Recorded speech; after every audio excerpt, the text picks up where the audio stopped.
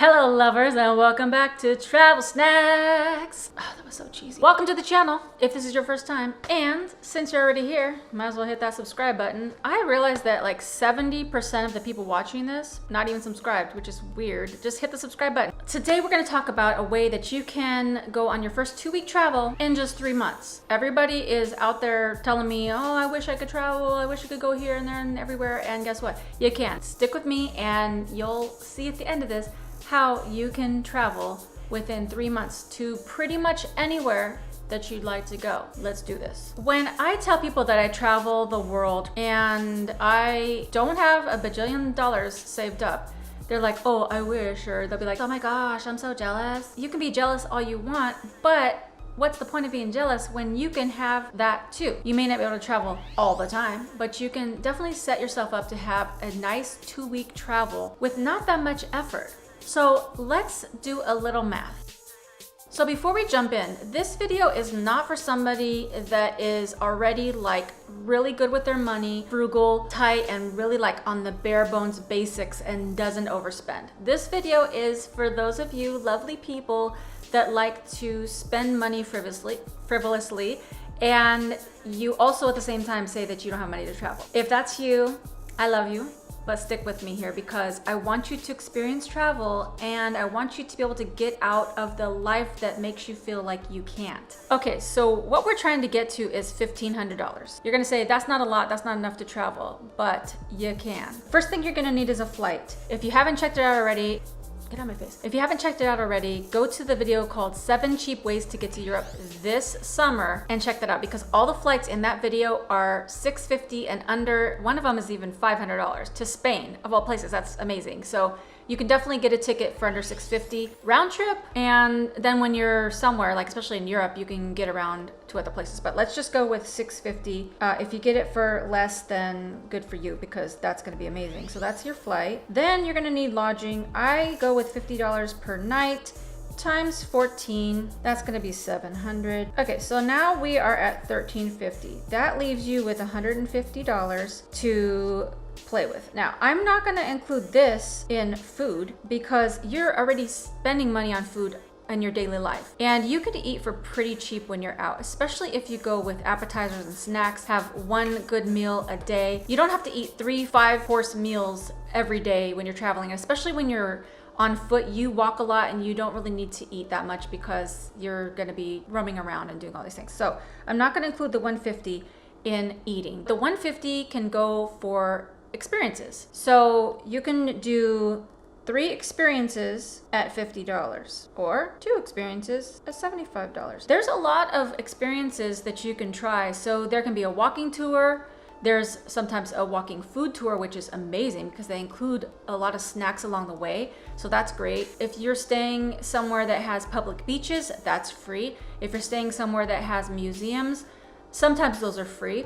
And if not, they're usually like $15 or $20. If you're staying somewhere that has heritage sites, those are free. A lot of the times when you just get somewhere to travel, you can just go somewhere and take pictures. Go sit places like on the beach or like an overlook or in the mountains. You can do a little hike. And I'm gonna be making more videos about free things that you can do in a lot of different areas.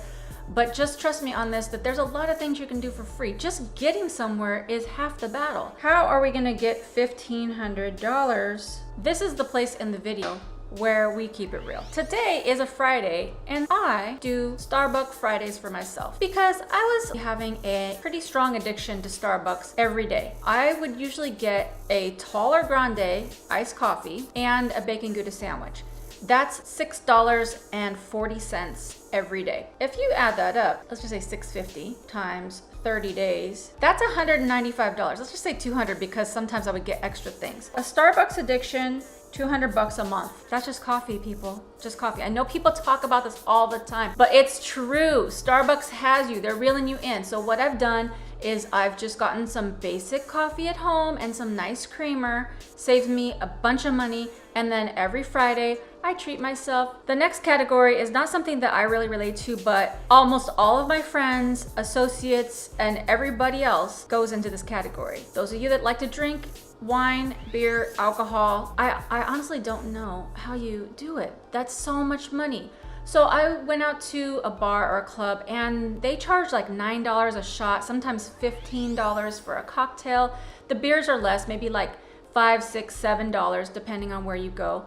So let's just say that you go out 3 weekends a month and you spend $50 on alcohol. I think that's even cheap. So that's $150. Now, another thing that I will admit to is that I don't like to cook. I like to go out and eat. And I will typically spend, I don't know, I just don't really care. So I spend between $8 to $12 per meal. So if you get like a salad, if you get like a sandwich combo, a burrito with guacamole and chips, all that adds up.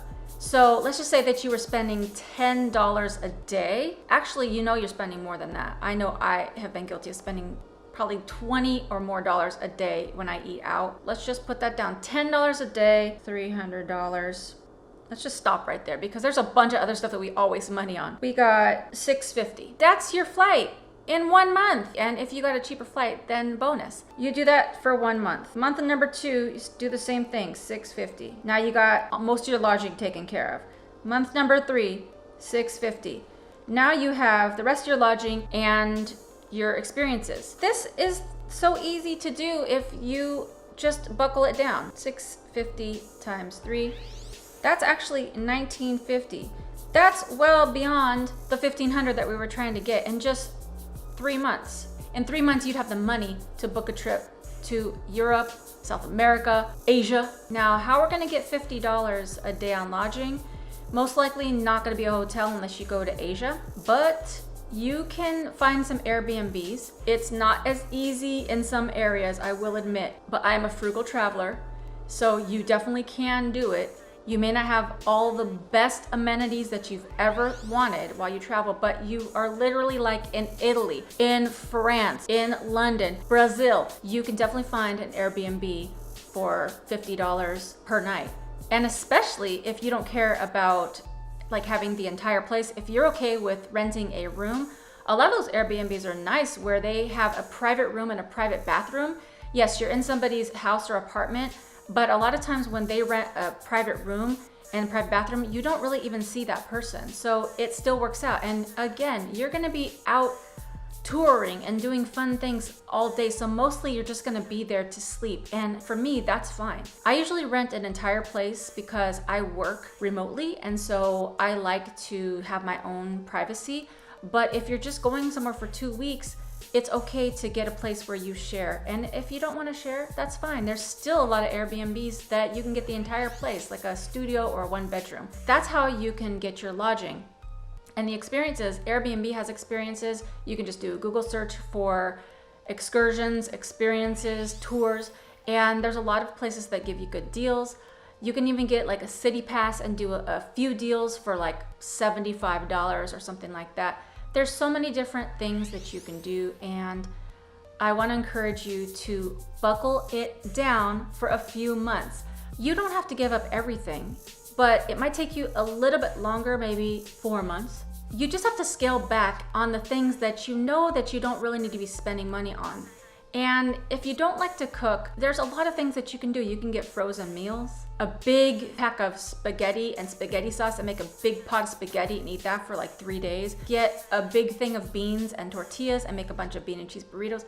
There's a lot of things you can do, and those things are great. I'm not a great cook. I can hold my own, but I'm not like a great cook. And I just get some things that's gonna last me for a few days, and you'll be so surprised at how quickly a month goes by and you're like, hey, I saved $500. Think about it for a second, about how much you're spending. Before you know it, you'll be drinking wine at a fancy Italian restaurant in Florence. I know you can do it. I wanna hear from you guys where you wanna go when you save your $1,500. Or if you have any questions or tips on how to save more money, I'd love to hear it. Put it in the comments. Also, if you like this video, give it a thumbs up. That's it for today's video. So I hope you learned a lot, and I hope you find the courage to travel and love finds you every step of the way. And until next time, bye for now. Save that money. Book those trips. Do it. Bye.